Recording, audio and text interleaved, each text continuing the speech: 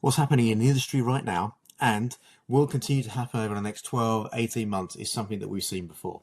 Okay. AI first companies are going to smash it in the same way that mobile first companies did back in 2010, 2015. Remember Flickr? Incredible Web 2 product replaced overnight by the mobile first Instagram. Remember Skype? Just went out of business, didn't it? Microsoft just closed it down.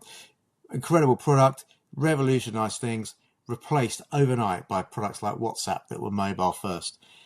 There's a new crop of AI first companies that are going to do exactly the same things to the organizations that are just adding AI features to existing products.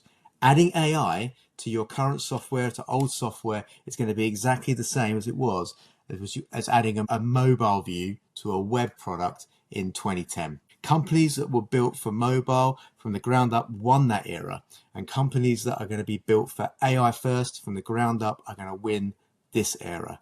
This is so important, and I'm really excited about the crop of not only startups but really forward-thinking larger organizations and older organizations that are existing at the moment that are looking at this AI landscape. Big tech just can't bolt AI onto their existing products. Their architecture is wrong, their teams are wrong, the incentives based around them are wrong. They are built for a different era. Now, don't misunderstand me. Some big tech will obviously win. They'll obviously succeed. They will be able to re-architect. They will be able to change the way their systems and their products work. But in general, there is too much legacy code. There are too many existing customers. There's too much revenue to protect. Most will look at that as too risky and move too slowly. Meanwhile, startups, new organizations with new products, they can design everything from scratch, everything with AI first, everything from the ground up on day one, and they are going to change the world and grab the land.